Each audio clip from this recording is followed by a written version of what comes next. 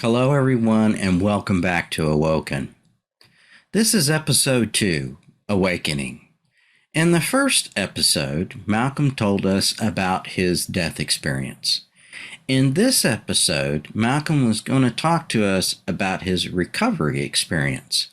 Now, I need to warn the audience. Some of today's topics will be a bit gory, so please be prepared for that. This is one of my most favorite conversations that I had with Malcolm. Malcolm and I had this conversation in the early morning. He was watching his daughter. So there will be a few times in the discussion where we'll see his daughter interact with us. But I wanted to share that with you as well so that you can see the real person who Malcolm is. You see, the story of Malcolm is the story of guided intelligence.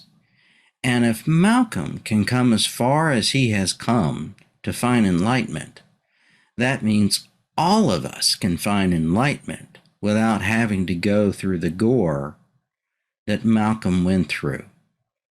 Malcolm has important messages for all of us, and it is my true pleasure to say that he is my friend. We became friends as he and I discussed more about his death experience, and I truly appreciate Malcolm and Malcolm's time. I hope that you enjoy this episode. It's important for all of us to really and truly listen to how far he has come so that we can prepare ourselves to learn how to become enlightened and to understand that we all can be living a life of enlightenment. I hope you enjoy this episode. See you soon. Here's where I want to go. When we did our first episode, and you were describing, you came back to your physical body and you sat up and you were like, blankety blank, look at my leg, that just blew me away because I was like, man, if that was me, if I'd had that experience, I would have jumped up out of bed and said, holy crap, I met, and that would have freaked me out. But I got to thinking about it. And a lot of people, and I don't know if this is true or not, or if this is just my assumption, but I think a lot of people, I think it scares the shit out of them because they're kind of reluctant to talk about it for a long time. Did it scare the hell out of you? To be off of life support? To be back. So, I mean, what really happened to you in that instant? I mean, did you just truly just not remember any of it when you came back out of life support? I did remember it, but I was so caught up in the choice of free will, and I just was focused on the physical realm. At that time, I was focused on the pain, my knee. So you were just physically uncomfortable and it overwhelmed you? Yeah, it's almost like I forgot. I was just, it would come to me in spurts through my experience of coming off of life support. But when I woke up off life support, the first thing that I did was say, look at my leg. I can't fucking move it. Like, what happened to, and I said, I can't move my arms. I can't move my hand. And I lifted my right hand, and it just dropped. And I said, what's going on? Am I paralyzed? And then my mom said to me, you should be grateful. You're alive. Why are you being so negative? And I was like, well, why do you think? And, it was like I was so responsive and so quick to answer negatively And I was like the old Malcolm completely again. And I was just toxic. And I had bad memories and negativity about, everybody and everything. And, I had judgments that we all have. And it was just hard. It was just hard, Kyle. Right. I bet it was. I mean, I can't even, I'll be honest with you. I cannot comprehend that, Malcolm. I've got no clue. What, because I haven't had the experience, but I understand.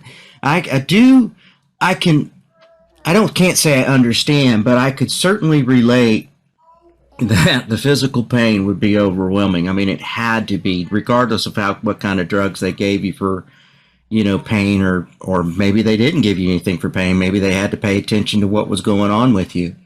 But,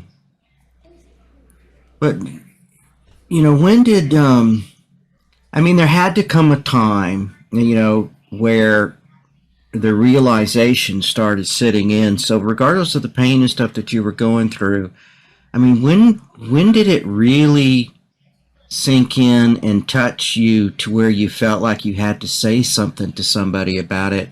And how did you feel when you were saying it? Were you scared, or was it like, man, you're not going to believe this? What were you going through? So the way it happened for me was in the midst of being back in this physical realm, and in the midst of being back in this brain and this body with all the pain and all the understanding of what I'm going to have to endure and go through. So, I knew that, I still had resentment towards my dad and my parents and my siblings and family members, and all the same stuff was going on in my life at that time. I was already separated from them. I didn't live with them. I was living on my own. So the fact that they all had, think they could brush things under the carpet and show up for my life support and be there, that it's all of a sudden support, that I dismissed it. I brushed it. I'm like, you call that support just because you're here? Yeah, of course. I died. You're going to be here. And they're like, oh, don't you know I prayed and I cried? I'm like, I know you prayed and you cried. And what do you mean you know? You don't know what I was praying and who I was talking. And I said, I do know.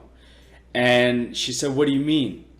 My mom. And I told her, I said, you called Mosi, right? In Fijian, that's auntie. I said, you called auntie in Fiji and you told her this. You had this conversation and you said, he's on life support. And you called uncle that's driving towards California and my cousin's dad. And they had to turn around, and she's like stone cold shocked. She didn't respond and say, yeah, like, how did you know? She was just like almost in awe. And my sister was sitting next to her, and they were both just quiet, staring at me. So I knew these realizations were there.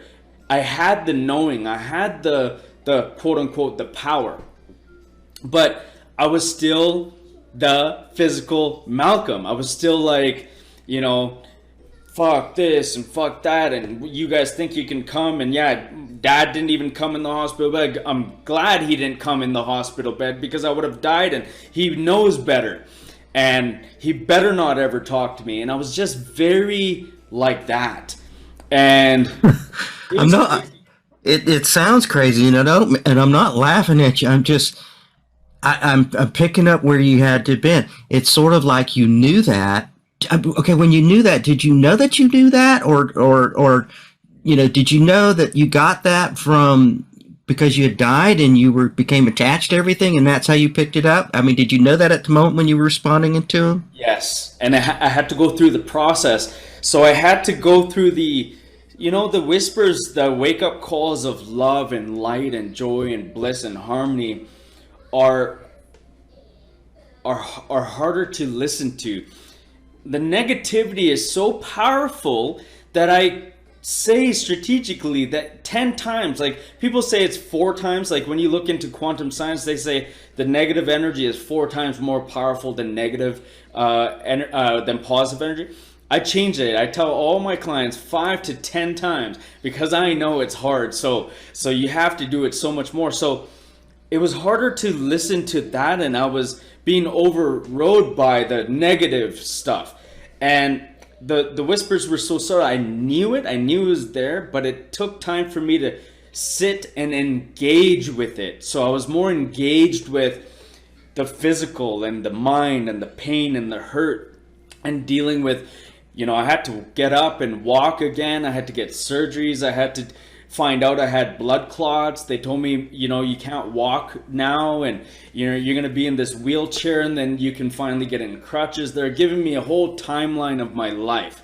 They was just saying, then you have to come back. You got to do a lot of specialist checkups with neurology specialists. You have to come back, and you have to see specialists about the nerve damage and the muscle tearage. You have to see a specialist to put you through rehab. One thing after another. So the voices in my head were like whispers. So I would listen to them, but I was still being overrun by the negativity going on in my mind. It was like, oh, forget about that right now. You got to deal with this right now, and I didn't know how to listen to the, reprogram the subconscious brain. I wasn't rewiring my mind at that time. It was new to me. And I was, yeah. So the physical world was overwhelming you to where it literally was creating a separation, even though it was moment, based on the moment. It was enough haze, enough fuzz, enough pain that it was pulling you away from that experience. So from the calling. So how long, in days, weeks, months, or whatever, how long did it take for you to get to the point where you decided to move from, the physical conditioning, let's call it, your day-to-day, interactions with your family and your friends and whatnot? How long did it take for you to go, you know what, that experience, I'm going to pay heed to that now. I'm going to pay attention to that now. I want to change. I want to do this. When did you make that decision? When I was in this facility called Care West Rehabilitation Center, I was going through recovery, and I was being given pharmaceuticals, and I started to store them. So instead of swallowing it, when you see in those movies or any movies of someone's in the psych ward or something. So I was in the psych ward, and they were giving me all these pills to maintain my neurological damage and my nerve damage. And whenever they were giving me these pills, I would put it under my tongue, and I'll go like this, or I'll put it up here, and I'd go like this, and I would never swallow it, but I would pretend I would swallow. And then they would leave, and I'd collect it in tissue paper and put it in my shoe. And yeah, so I started to accumulate and build it up, and I started to recognize that they're not addressing the root cause, the core issue. And I started to, because I was connected, right? And in the moments of those times when they would like wash me and clean me and give me medication, then I started to realize the matrix. I started to realize the cycles and the patterns, and they're just nurses, they're just doctors, they're not in the knowing. And I started to listen to those whispers in those moments when I was away from negativity, and family really triggered me. Being around my family really brought up all of the washing machines, like you call them. So being away from them and just being alone in the bed gave me time to watch movies and be with my voices and my whispers. So I started to recognize that they were just addressing the surface. They were giving me medication over and over and over. And I'm like, how is anyone gonna ever heal like that? So I started to go against it.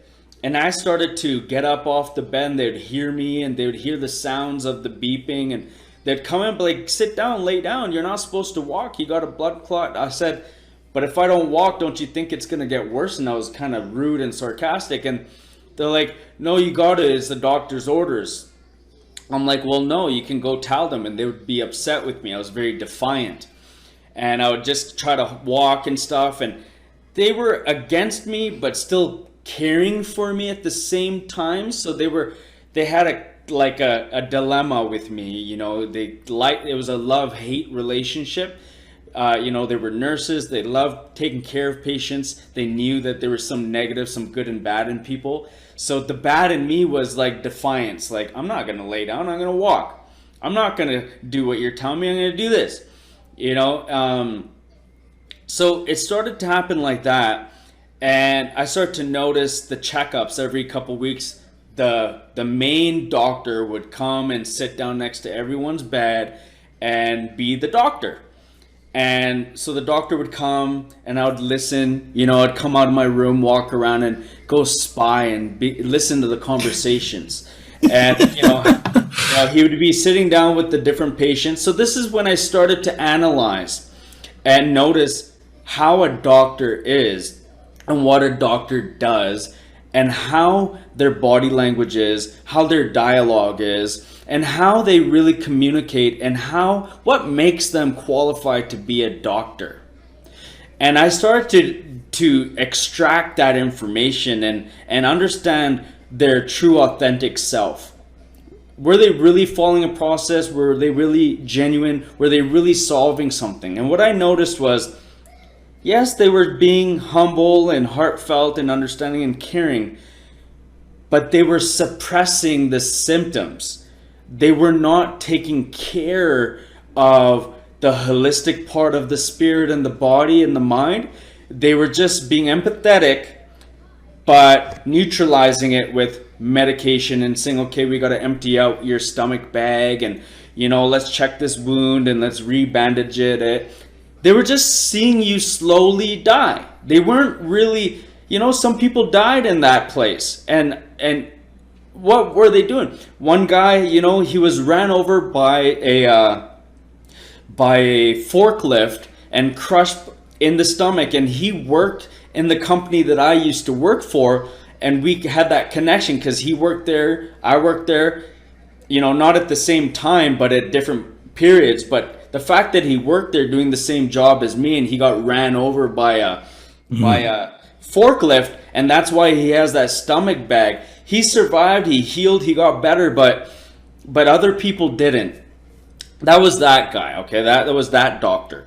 Then I started to be called into different rooms with therapists and psychologists and social workers to find out, why was I angry? Why was I upset? And then psychologists, because my sisters and parents would go and talk to them and complain, like, why is he so toxic towards us? Why is he, maybe he is messed up, and, you know, like, what's going on? So they would try to get an evaluation, you know, and I'm like, man, these guys don't even know about why I'm upset with them. They're trying to get a neurologist and a psychiatrist to sit down with me to diagnose me.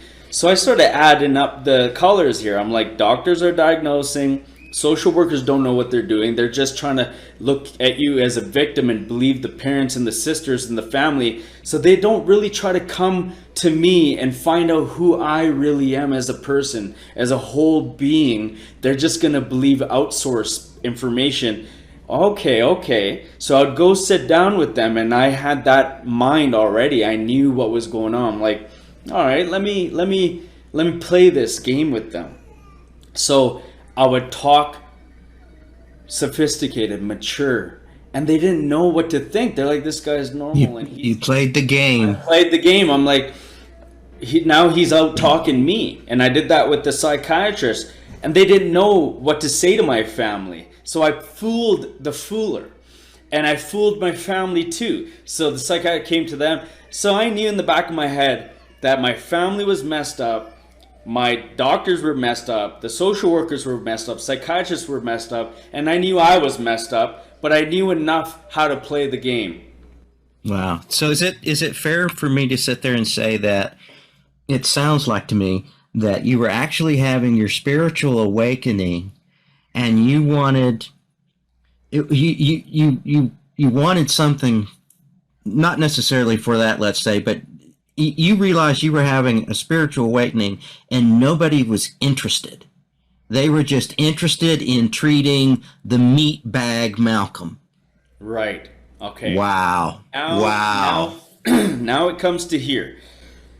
So a couple weeks go by because I was only in there for 2.5 months before they discharged me home. So I was in Foothills Hospital ICU in the, and then in 6 days or 6 days or in 4 days after waking up from life support, after 2.5 days, 3 days, I woke up off life support, did all the surgeries. They noticed that I was recovering. My lung healed. My collapsed lung healed and recovered on the 5th day. And then on the 6th day, they started to get me up on crutches. I'm like, what? These guys really don't care. They noticed that their can be empty so they can give it to someone else who needs it. So the fact that I was recovering, they noticed this. So they pushed me to brain surgery sector of the hospital so they could drill the hole. Oh, pause. Sorry. That didn't happen till they discharged me. So on the 6th day in the Foothills Hospital, they discharged me to Care West Rehabilitation Center so they can give the hospital bed to someone else. So now I'm back. Now I'm in Care West Rehab Center. And that's where all the story I was saying, where the doctor and the psychiatrist and the social worker and all that was happening. Nothing of that was really happening in the hospital. In the hospital, all that happened was they noticed I was ready to go, so they discharged me to Care West. Then in Care West, what started happening is on the 3rd week, okay, so I was in Care West Rehab Center for total of 2 months. And a few weeks went by, and then the next few weeks went by, and the doctor came back for his rounds. So he comes back for his rounds and he sits with everybody again, and I'm doing my spying and my listening because I'm very nosy. And he comes back and I'm like, okay, he's getting closer to my room. So I go back into my room and I wait for him, and I obviously expect him to come. He's like, hey, so Malcolm, how you doing? Mr. Thornton, or Dr. Thornton. And I said, good, how are you? I said, listen, doctor, I'm feeling, that, the nurses here are trying to restrain me all the time, and I feel like you guys are trying to give me doses for the symptom. And they're like, Malcolm, that's the procedure. And I was awoken, right? So I was talking these realities that he was a wise man. He's a smart, intelligent guy. So he knew this guy's probably pretty bright and intelligent. He's having these conversations with me. He's not being a mindless, just puppet like everybody else, just taking what they have to take. However, there were some wise 70-year-old women that I made friends with that I'd give them. We would exchange some pharmaceuticals with. They used to collect handfuls because they wouldn't swallow it either, and we'd have these conversations of enlightenment together. So I got along with all the 50, 60, 70-year-old men and women, and I didn't hang out with any youngins. Right. Yeah, because I was connected with them more. And then, so anyways, he's talking to me, and I'm addressing my thoughts and feelings, and I'm calling out the nurses. I'm like, they keep telling me, I'm like, but I have a blood clot. Like, isn't it, doesn't it need to, that he's like, but you got to comply with that. I'm like, no. And I created a big fuss within the hospital and, complaint and filed complaints. And I was loud and vulgar there and telling everybody, putting them in their spot, telling the nurses what they are, what they're not. And I was using my awakening negatively. Mm-hmm. I was using my knowing wrong. I was using it in an attack mode, and I was using it where I was putting people in their place and judging instead of really understanding mind, body, spirit, and guided intelligence. At that time, I didn't know what it was. Okay. Do you have a question? Yeah. How did it? I mean, how were you? The question that I had was, how did you physically feel, emotionally feel? But I think obviously you were angry. You were angry at the system because you were lashing out at the system. I get that. But I mean, were you still feeling like spiritually strangled? Yes. So Is that's that where what? I'm going with this. Okay. So he says, okay, Malcolm, come with me when I'm addressing everything. And I'm telling him, like, these pills aren't doing nothing. And I was speaking loudly. So he's like, come with me. He takes me into a private room outside of the all the units. So he takes me outside the hall into another unit. So he could probably talk to me because he knew I'm like awoke. And he's like, like, you're gonna wake up everybody. Like, we don't want to wake up everybody. So he takes me separately, and I'm like, listen, I got this wishy-washy feeling in my brain. He's like, what do you mean? I've been having headaches for 3 weeks, and all you keep doing, and every time I tell you guys, you keep upping my dose of Percocet. You keep upping my dose of morphine. You keep upping my dose, and it seems like it's not helping. He's like, okay, Malcolm, I understand. And he started to be a doctor. He's like, okay, how much is it hurting? Where do you feel? He started touching me. He's like, okay, here. He knew what it was. He wanted to know if it was a subdural hematoma. And he's like, where does it hurt? What happened? He's like, where do you feel it? I said, yeah, it's like water is in my brain. But it wasn't water, it was blood. And I can feel it shaking and whooshing in my brain. And God. yeah, and he got shot. He's like, okay. I'm like, then why aren't you sending me to the hospital? Why aren't you doing anything about it? And he was real with me. He got straight with me. He's like, to do one of those scans, I don't know if he said $10,000 a pop or $1,000 a pop. So to run a hospital scan, like a CT scan or one of those expensive scans, it costs money. So they don't want to keep sending everyone for every little thing. They want to wait till you're closely getting bleeding in your brain. That's how messed up they are. And then I demanded and I commanded him, and I said, send me, I don't care. And I said it just like that, loudly. And he said, okay, I'll send you. And then they sent me the same day, in a few hours, right? They had to schedule the porter. There's a porter that drives the shuttle bus. Not an ambulance bus, but a shuttle bus. So I had to every time get a shuttle bus to go back and forth for surgeries to my leg. And, I have 2 bolts in my leg. I fractured my tibia. I broke it over the steering wheel. Jesus. And they had to check my lung and give me these capacitors to blow and inhale and exhale in to generate the strength in my lungs again, to make sure there's no tears or anything. And they had to send me for specialists to put these wires in my muscles to electrify and twitch my muscles and see why I don't have any healing going on. And they had to inject steroids in this shoulder here to see if I can actually build muscle again. Because remember, all of this from here was gone. So I was halfway gone. Like, I had no muscle, nerve damage everywhere. On the right side, I was paralyzed, and I had no movement, and my tongue was numb. So half of my brain, my right side of my body, the hemisphere, was numb. So my tongue was numb. I had a lisp when I was speaking. And when my sister visited me one day, she said, she was talking to me. I was talking to her about what just happened. She actually came that same day after talking to that doctor to send me for the scan to check what was going on up here. And I started to go talk to her normally and say, yeah, I was talking to the doctor. And I said something like that. I mumbled a baby talk.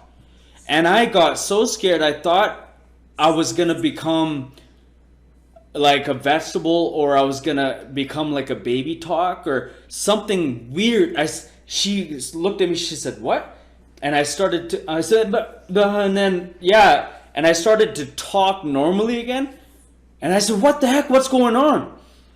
And I called the doctor. I said, Mr. Thornton or Dr. Thornton. And he came back and I said, I just was talking to my sister and she heard me and I couldn't talk. I was talking and mumbling like a baby. He said, okay, let me sit down, Malcolm. Let me check what's going on. And I said, you know how my tongue is numb and I can't lift up and my nerve damage? He said, yeah. I said, what's going on? Am I ever going to talk the same, be the same? And he said that, we don't know, Malcolm, like it could be 75% damage, nerve damage, or you might get back to 60 or 50%. That was the percentage he was giving me. He wasn't giving me full recovery. And he said also, Malcolm, keep in mind when I send you for this surgery, they call it brain surgery for a reason. So you'll be on anesthesia, you won't go under, but you'll have the numbness and the painkiller stuff. But it's a 50-50 chance, so you might want to call somebody to let them know. Jeez Louise. And I got scared. And I said, so you're telling me that I just got off life support and now I have to make another 50-50 chance? And I was like, you can feel my heart and my nerves. I was like scared, right? Nervous. I would have passed out, to be honest with you. I would have fainted probably. Yeah, so I mean, it bothers me just to hear that, to be honest with you, man. I mean, my God, that was, woo. So I was going through the recovery process, and I had to make that decision. So then, as I'm making this decision, I'm getting these thoughts, but it's overrun, remember, with overwhelming feelings. So the thought of, okay, Malcolm was there, but the thought of, okay, Malcolm, like, this is toxic. Like, what are you going to do? The brain, right, was like negative, right? But then I had the, okay, Malcolm, like the humble one inside of me. But then I had the scared and fearful one and the panic attack one there. So I called my mom. Okay, go ahead. Let me ask you a question. So do you think the humble one was your spirit? Yeah. The humble one I didn't know was my spirit. I knew, but I didn't know. Because remember, I wasn't doing my coaching or guided intelligence at that point, right? It was just, it was nothing, right? And was that new? Was that humble piece new, or was that something? It was more heightened than what it was as a child growing up. It was more recognizing that, what is that? That's something more is talking to me more. That must have been, and then I started to get flashes and news flashes of the incident when I had my outer body experience, and it was like flashes, and I would come back quick, and I would remember conversation, and then I would come back to being in the hospital, and the pain and the calling my mom decision. But then, so it was like flashes of me remembering that I can remember going through the telephone poles, and remembering that I listened to conversations, and remembering that I can listen to thoughts. So the feeling that I had going to the phone to call my mom was almost, I almost want to say hesitant, regretful, but I also wanted to surrender into it and humble into it, and be that child to look for her love. But at the same time, it was like resentment, but I wanted the guilt. I wanted the mom, like to tell me what to do, but I didn't. It's like it was a love-hate thing. It was so weird. But so I call her, she gets on phone, like, hi mom, and she's been good at that time. Like she was always supportive at those times. It's only up until recently, a few years back, that I kind of just put my foot down and kind of set up boundaries and stuff. But before, I wasn't toxic and negative against my mom more. It was more against my other side of the family. My parents are divorced. Mm-hmm. So I call her and I'm like, hi mom. Yeah, but I was just naturally toxic and negative with her. My whole upbringing, I was like that. I had no guidance and wisdom and teachings, so I chose the route of learning life the hard way and just being the negative type of guy. So that was my way, and a lot of people choose different routes, and anyways. So she's like, yeah. I said, guess what? I have to go for surgery. And she's like, what do you mean? You just got off life support. What surgery? And I said, I have to go for brain surgery.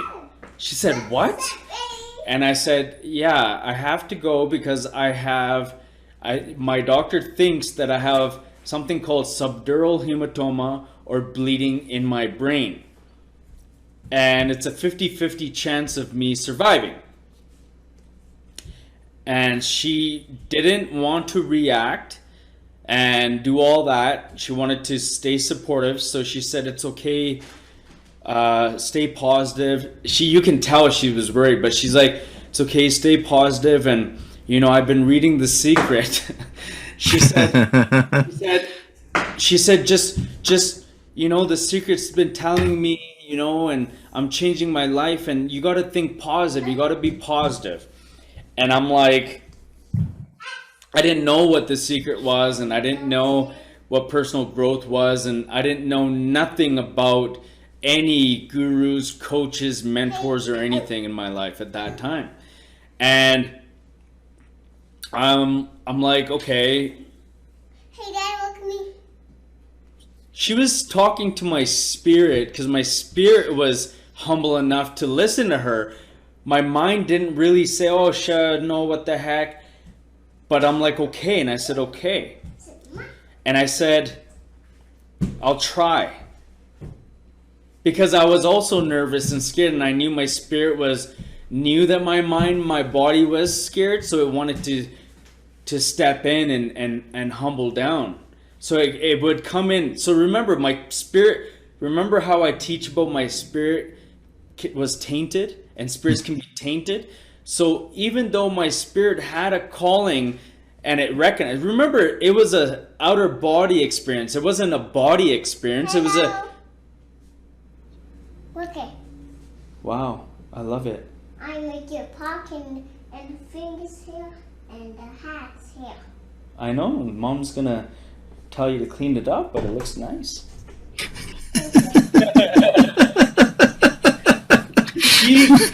My wife, she's like, you let them do this stuff? Like, yeah, I do. It's not because the way I was brought up, I was raised not to do anything. I was told what I can and can't do, and I didn't want to be like that. And I was a little bit like that with my first son. I was a little bit like that with Arnav.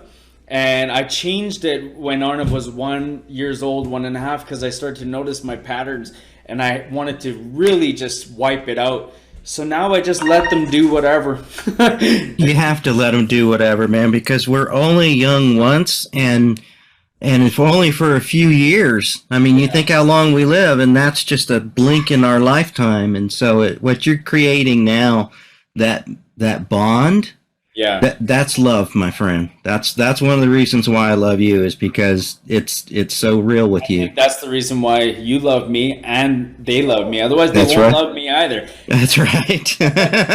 You would end up with that relationship that you were kind of despising, from your previous life. Let's say. Oh, man. So Yeah, let me ask a couple questions there, because Sure. I'm getting to the spiritual and the moral connection part. After this, I get there. I'm coming there, okay? okay.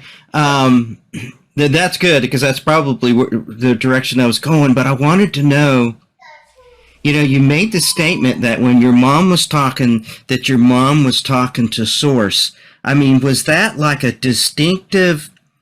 Was that something so distinctive that you had to phrase it like that your mom wasn't talking to you, but your mom was talking to your source? I think it was hard for her to relate with the physical Malcolm, and she knew, because the signs and the symbols and what she saw and how she articulated that I was speaking to her, and I knew her thoughts and the messages and the phone calls, that when I woke up and I was so toxic and negative, she wasn't talking to that guy. She dismissed it as a mother would. Mothers love you no matter you call them a bitch, a whore, a hooker, because that's the guy I was. Growing up as a child, that's the name calling I did to my own mother. Wow, Malcolm. Yeah, man. and I changed all that. It took years, but eventually I just didn't know who that guy was anymore, and I couldn't believe that that's the guy I was becoming, and that I became so tainted. So she still held it in. She didn't, but it was so much pain and hurt I put on that woman, and but she still stuck it through, and she's like, just stay positive. And every time, even as a kid, I'm talking after being homeless, before being homeless, when I was in and out of her life, she would deal with some shit. She'd pick me up on the street, and when I was living with her for periods of time, every now and then, using my parents, kids use, and and that's why I was getting the feedback, like, of course you use us. Of course we're going to pick you up and drop you, and of course we're going to loan you money. And I took it as mindlessly, oh, why are they talking to me like that? I'm the victim.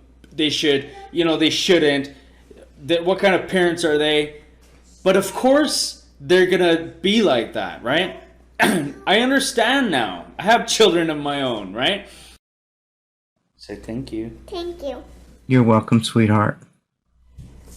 Yeah, so would you care if we were to take pieces like that and put them in?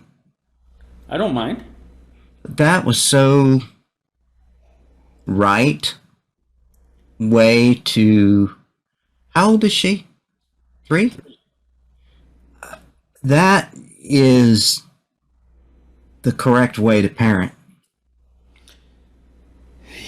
Thank you. I agree, because sometimes we can get caught up in our lives, and you've seen it where they would be running around and they're purposely, at that point, that's called discipline. When I turn around and I say, hey, like, what are you guys doing? You've seen that. That's the right way too. But then this way, I can't do that because she's with me and you. She's playing with us.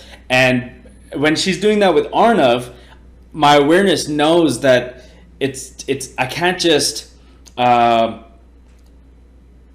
have the opportunity to call them out on their shit in that way.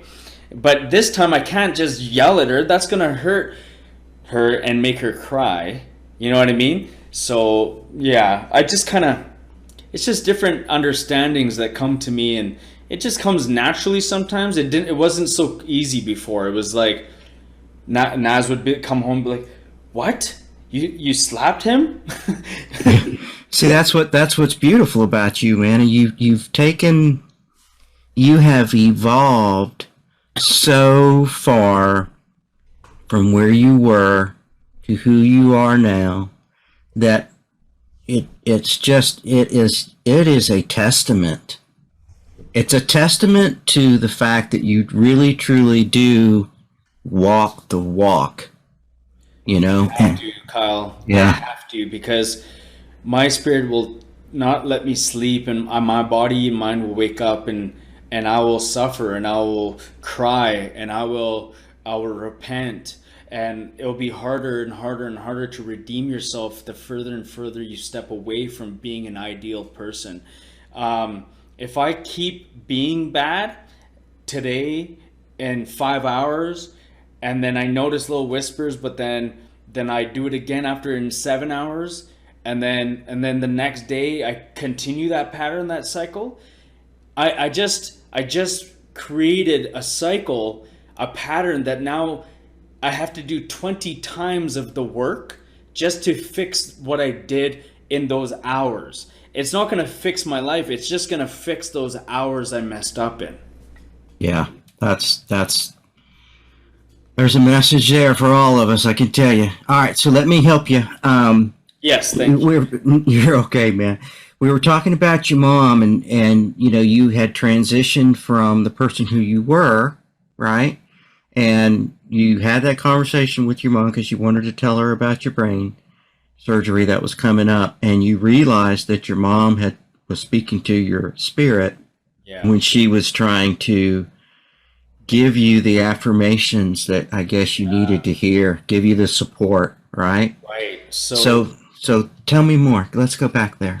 So I took that And I pondered upon it. I reflected on that, and it made me connect to my spirit.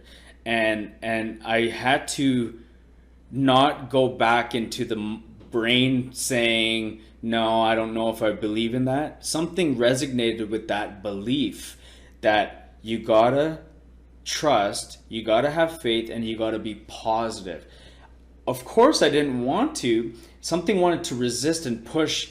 Obviously, I was making choices and decisions mindlessly, but this one, for my own life, I had to be mindful.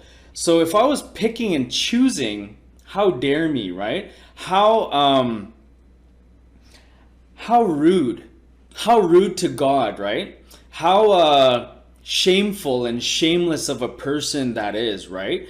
That I care so much about my life, but I could be rude and to any Tom, Dick, and Harry and dictate. So it was slowly starting to come together. But before that, okay, so she tells me, I get off the call, and the call comes, Malcolm, come to the front desk, your porter is here, your shuttle is here. And I go and they load me up. I get in my wheelchair because I can't walk. I was only walking because they told me not to, but I had to be in a wheelchair. So I was in a wheelchair. To get around, I have to be in a wheelchair because I wasn't supposed to be walking. Daddy, Yeah. you can answer. Okay, honey. I want to watch something. Why don't you watch this? Why don't you sit down and listen? I don't watch that. Then pick up your iPad. You dropped it. It's Daddy. Here, take my phone. Or one. Okay. My Here. happens Daddy. Okay. Can I pick the show? Yeah, my show is Kena. Is it a good show? Yes. Are you sure? No games. No games? No. Okay. Is it positive? Yes. Which one is it?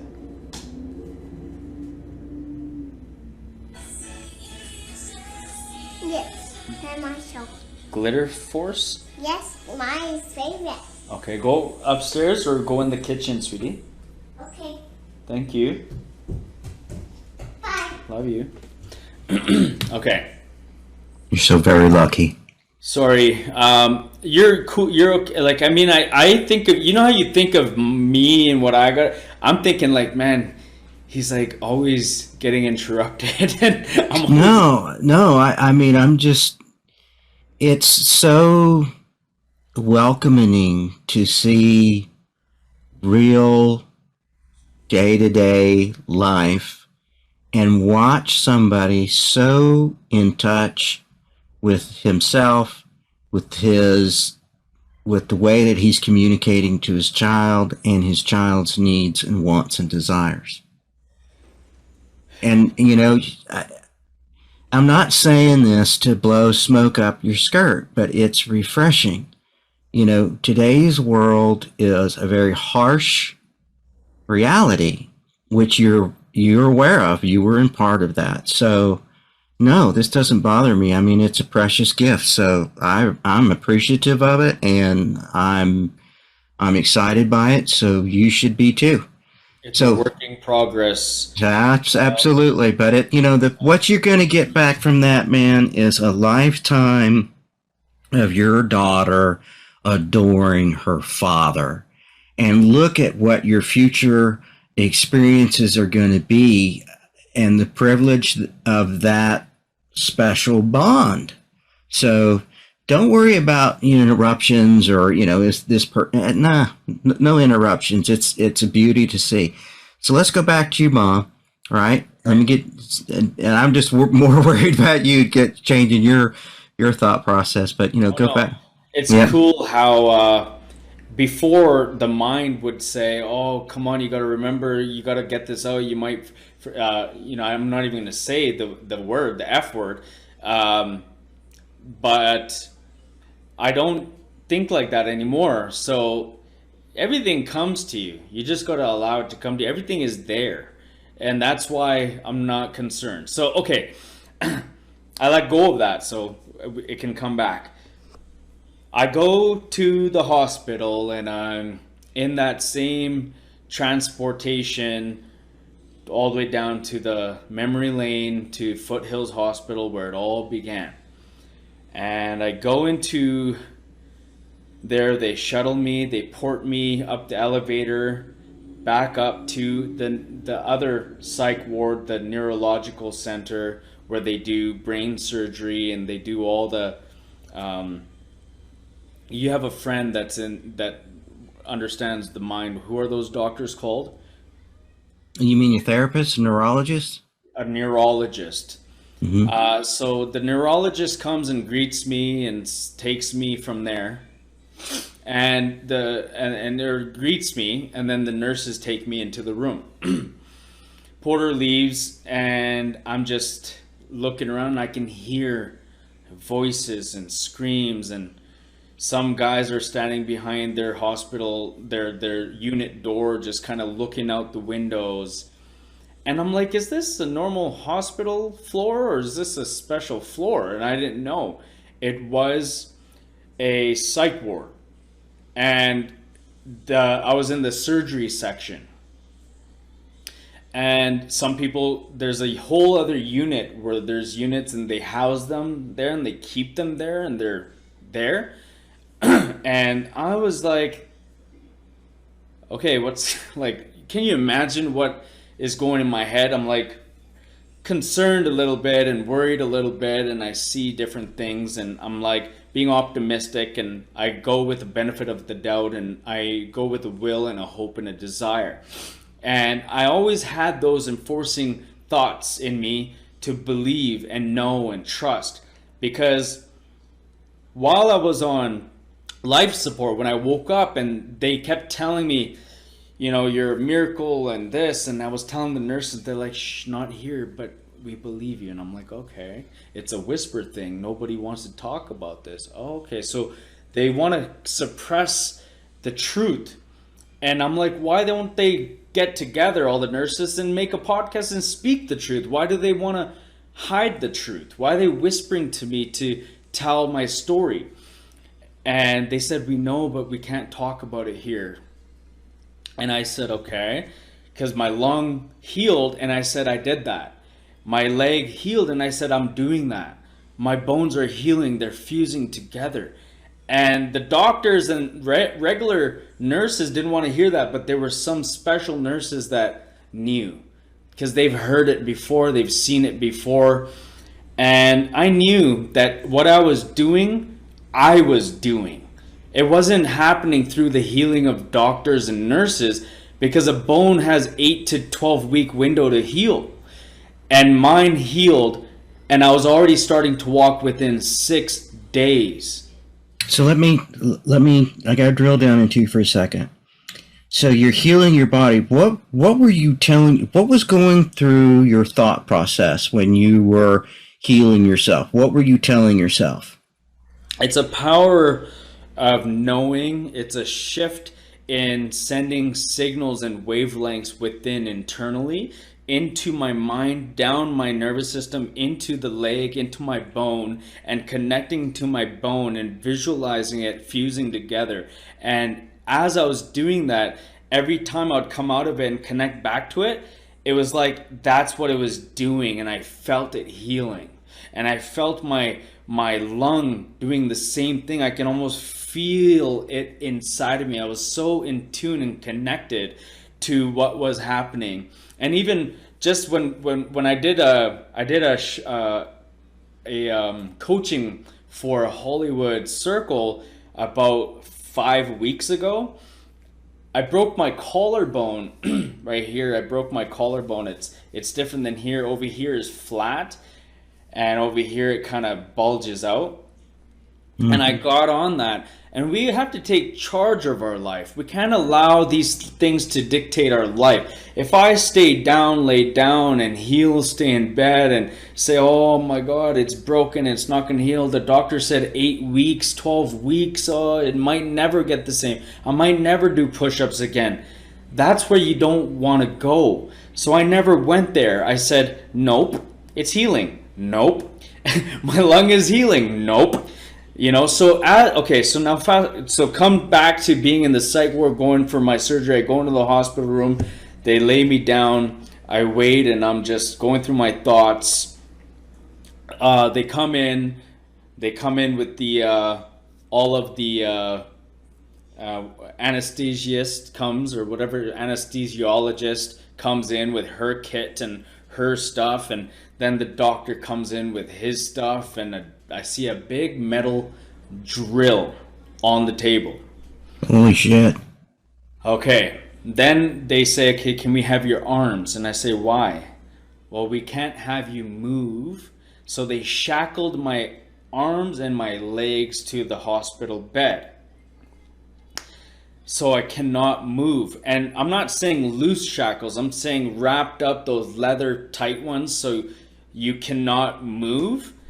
And they just go into it. She starts mixing her chemicals and puts it in the IV, and it goes in me. He starts, getting that red paint stuff and cleans me up, shaves this whole section right here, right? So they cut this open. He puts that cloth over, and then they stretch it. They stretch it open, the skin, and then I couldn't feel anything, because obviously they were asking me, do you feel this, do you feel that? You're only supposed to feel tugs or pulls, but you won't feel the pain. I said, yeah, I could feel the tugs. He's like, it's done. And I'm like, what's done? Well, we got to your the skin is open, now we have to drill. And I said, with that, yeah, how else are we going to get to through your skull? And I didn't realize how hard the skull is, and how it is. The skull is, I think, harder than your tooth. I'm not sure, but it needs a drill. Okay, whether we want it or not. Yeah, so he started drilling through my skull, and I can feel everything going, like the bone going through the bone, and the sound like you're at the dentist and they're drilling into your tooth, and the water is squirting at the same time. And they're sucking the blood and the water at the same time as they're drilling. So he's drilling, and they had a piece of tape on the drill bit. So right when he gets through, it stops at that tape. So they don't go deeper. And I'm like, oh, thank God. And thank God he stopped and he didn't go accidentally into my brain. And you were awake. So they didn't put you under anesthesia. They kept you awake. They cannot, because they need to know if they hit a nerve. Holy cow, man. So he told me, he's like, we cannot, because we need to know if we hit a nerve, if we paralyzed you, or if we damaged something, your fingers got stuck a certain way, or something happened. Was scary, yeah. Yeah. Okay. So then he takes his X-Acto knife and he cuts this film, and he peels all over this film. There's a film between your brain and your skull. I think they call it the Pia layer or something like that. I know what you're talking about. I know somebody that had a hemorrhage in their brain, an aneurysm, and between the sac of the brain and the brain material itself, there's this layer, and there's fluid that sits in between that layer, and supposedly it's like a hydraulic protection system. So when somebody gets hit real hard and they get knocked out, what happens is the brain twists hard enough in the skull that it hits the skull. In other words, the fluid doesn't protect the skull and it knocks you out. So that's the layer that they were into. Right. Wow. So as soon as he peeled over that part of the skull and the brain, the film, I felt a gush and a whoosh of blood come out. Mm-hmm. And it all came out and splashed all over the ground. And he put it back together and put the skin back together and stapled me back up. And because he was saying before that we might have to have a tube hanging out of your head to make sure all the blood gets drained out. And he didn't do that. He didn't have the hose there. And I said, why not? Because I was skeptical. I'm like, oh, what if it keeps built? What's going to happen? And he said, it seemed to me it all came out. And he was confident. God. At any time when you were going through that, did you think about, I wonder if I'm going to die again and go back to the other side? Did you ever think that at all? I had to change my thoughts right away. Because I knew that if I kept thinking that way, it would manifest and it could happen. So I had to be in the pain and suffering and change my thoughts at the same time. In the midst of pain and suffering, you have to endure and be comfortable being uncomfortable. And that's why I keep speaking this way. That's why I keep saying it. Okay, so I was changing my thoughts at the same time, and it came out, and I said, now what? Can I have a T4? Because I was addicted, so I'm like always trying to get a Percocet and a morphine and a T4 all together. What's a T4? Tylenol 4. That's the Tylenol that's got the cocaine in it. The codeine in it. Or the codeine, okay. Yeah. And it's very strong. It's stronger. You cannot get that over the counter. You have to get it prescribed because it does give you a high. Usually I get morphine and Percocet together with the T4 because they knew how I was. I was so tolerated to and immune to the pain that the drugs weren't doing anything. I was just using it as a drug, as a substance. So I would ask for more. And this goes back to me, my addiction days, my addiction years, where I wanted some more. So anyways, they said, sorry, we can't. I said, what? And the doctor left. I was dealing with the nurses. And I felt like yelling for the doctor, and sorry, doctor has to go for another surgery. And I'm like, what? And now I'm strapped and I'm like getting mad. I said, but I need it. And I was getting mad, but the pain killers that they had me on, anesthesia or whatever it's called, was still there. It was still numb, but I can still feel it wearing off. And she said, this will wear off in 20 minutes. I'm sorry, but I have to go now. And she leaves. And I can already like feel like what that could feel like, but I had to sit and endure what's to come. And dude, I kid you not, it came. It came like a tornado, and it came like an earthquake and a volcano eruption at the same time. I felt what it feels like to be drilled in the head with a metal drill, or it was a metal drill. The drill bit was whatever it was. And to go through the recovery of that without any pharmaceuticals. And so the pain was so intense. It was worse than migraines, because I've had a migraine headache for years. In my childhood, I suffered with migraine headaches, and that's a whole other story in itself. Me having OCD. I suffered with OCD and growing up as a child. And then it was worse than that, worse than twirling around on the floor and vomiting with a migraine headache. It was worse than that. But the reason why I couldn't twirl around on the floor was because I was strapped. And I think because I would have got up, I visualized getting up, and I think my spirit almost left my body and walked down the hallways, because I felt like I wanted to walk down and go to the desk and just ask or steal it from because I would visualize and watch the nurses walk by giving everyone their pharmaceuticals, and I would visualize myself jacking the pharmaceutical and taking it just to get over this pain. And they would walk by and ask, how are you doing, sir? And I would say, I'm pain and fuck, and I would react. I could not control that pain to the point where I passed out. I fell asleep. And I woke up 2 hours later and it was dark. And they took me to my own room and they said, okay, sir, we can give you something now. Here's your medication. And I took it, and I took it, and I was feeling okay. And then I hear this guy, and I said, what's that? And I see him from afar behind a curtain. The nurse is taking care of him, and he's this 300-pound man that had half of his brain removed.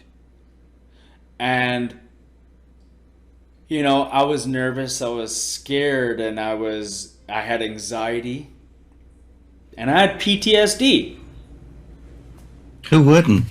What were the little voices? Were you hearing any voices at that time? Was your spirit talking to you during that time? I was having a lot of voices then. Then I was like, because I was so surrendered, because at that point I couldn't be negative, but I was still. Hold on, okay? So I was holding it in, so my spirit was taking charge a little bit of maintaining the calmness. And I was hearing whispers, and I was connecting back and remembering thoughts and memories. As soon as I was able to be discharged from there the next day. Daddy? Yes? Another one?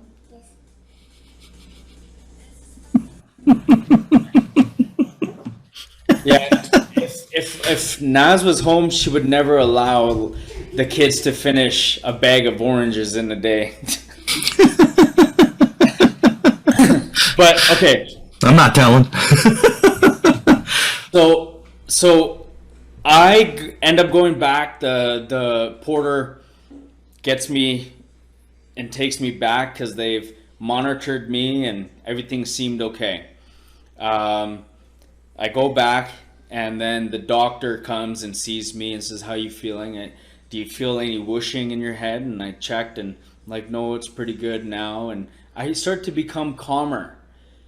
But I had negative thoughts towards my family and certain friends, and I had memories. I'm like, nobody came to the hospital. And I started connecting a lot of dots, but I felt a little more calmer and maintained. I guess because I had less pain and stuff in my brain and stuff, and it was all released. But the nurses would come and check my blood pressure, and I would get upset about something they would say, and they would see my blood pressure rising. They're like, calm down, calm down, calm down. And I knew how to control my blood pressure. So I started to be in tune with my body too, because of healing and stuff. So they would see it get so high that they would get frantic and scared, because they took it like, holy, this guy could die, like have a heart attack. But I knew that I was doing it on purpose. So I was showing them what I can do. So they had the blood pressure machine and the monitor on me, and I strategically was rising that thing, and I was watching go 120, 130, 140, 180, 200, 210, 230, and then they were just getting so scared and so mad, and I'm like, okay, just calm it down now before they get a hissy fit and something does happen. And yeah, no joke. so I calmed it down, and it would drop back to normal. Malcolm. But this is. Joke. I know, no, I believe you, and I know you, and I'm like, dude, why would you do that to them? But I see you doing that. Let me jack it up there and see what, bring it back down, let's see if they're going to turn white yet. I can see you doing that. So, because I didn't care about the machines at that point. I didn't believe what they were telling me at that point. I didn't trust them. Right, I know. If they're going to say, oh, the machine's saying you're going to this and it's going to be I'm like, man, I'm doing this right now. Just like I did this to my leg and I did this to my lungs. You guys didn't do nothing, but I didn't want to be rude. And most of the world would be like, oh, what ego. He thinks he did it. He was in the hospital. They healed him. They protected him. Actually, no, they didn't. Because they called me a miracle. They called me a poster child, and they didn't know, they never saw anyone like this go through hit a house, eject out of the vehicle, and walk out of the hospital in 6 days. They never saw that before. Yeah, that's amazing. That's amazing. That cannot be discounted because that really, truly is amazing. All right, so I'm going to take you back somewhere else. So I want to know more, less gory, but more, what was your spirit saying? What was that relationship becoming? Because that was you having a relationship, the relationship that you're deeply involved in now. Absolutely. This is where I am now. Okay, so this is the moment where I'm going into the sunroom, and I'm gonna go hang out with my buddies and all the ladies and guys, and everyone's coming, and you get to just hang out, go and make a toast and a jelly peanut butter sandwich and have a boiled egg, and just kind of all your things are there, and sit down, and everyone's at the table. Some are doing craft and some are reading newspapers, and I see this guy coming from the distance on a wheelchair, rolling himself with one arm and one leg. And I'm just observing him, and I'm thinking about myself and my negativity and how I want to get better, and but there's so much going on in my life, and what's this journey going to look like, and contemplating, and families coming and going and sitting with me, and I'm noticing that I'm just being negative and speaking bad about people, and how I don't want this person to come and see me, and why, and justification, and like contemplating about that. And I want to be left alone, and I don't want nothing to do with anybody, and I just want to live my life. I don't want to be associated with anyone. I just want to do this myself. And I came to the realization that I don't want to be dependent on people anymore, because I was being dependent on them, and they were throwing it in my face at the end of the day. They really didn't do it for true causes, because if it was, they wouldn't have to rub it in your face and throw it. So my anger stemmed from a lot of that too. So I saw this guy, and I'm like, he awfully looks joyful and loving and kind. What's wrong with him? Or what happened to him? How did he get like this? And it was almost like a message.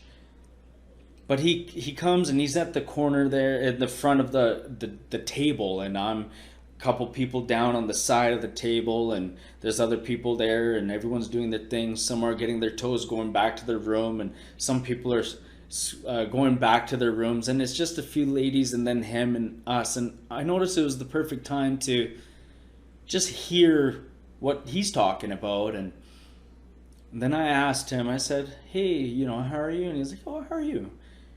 I'm like, good, and nice to meet you. And so what happened to you? And what happened to you? Goes back and forth, and he starts to share his story. He said, well, I was driving a motorcycle, and I was going on the highway, and it was dark and cloudy, and I had my fog lights on, and I was trying to overtake this car, and I did, and I overtook him. And then I see these headlights come, and it was a semi-truck that swiped me down the middle.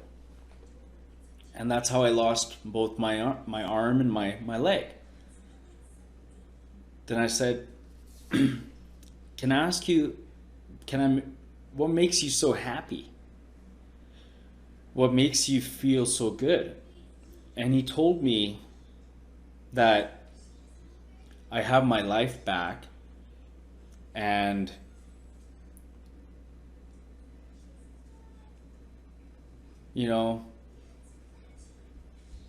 I'm trying to get his message across to the world, like not my message. I have other ones, but his message was important because he was grateful to be back, and he was grateful to experience life again, because he wouldn't be able to. And it doesn't matter, he doesn't have an arm and a leg, he still has another arm and a leg. And the perspective and the point of view, no matter how significant his pain and suffering was, he still had a point of view of the brighter side of things. He still appreciated what little he had left, which was a lot more than what he lost. And that just stunned me for a second, and it made me get that aha moment. And I had that aha moment, and I reflected and I rolled away and I admired him so much. And I went and I looked up to him. I gave him that energy, and it was nice to meet him. And I just went in my room, and from that day on, I started to be more connected to the inner voice of the meaning of life, true life. Did But you or him ever, I'm sorry, did you or him ever talk about your, I'm assuming he must have had a near death experience too. Did that come up at all between the two of you? unfortunately not. I didn't get into it because I didn't fully recognize and have the peace of mind to really comprehend mine yet. It was just memories and glimpses and telling people like, yeah, you said this, you said that. And then it was only until they discharged me home and I Mm-hmm. started to walk the walk. When I started to Right. walk, when it started to come to me, when I started to walk the walk and have those true realizations and those callings, then it started to really be clear to me what really happened when I died.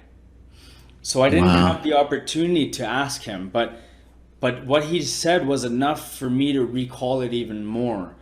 But when I finally got discharged and they sent me home, I decided to let go of everything and everyone and didn't ask for help.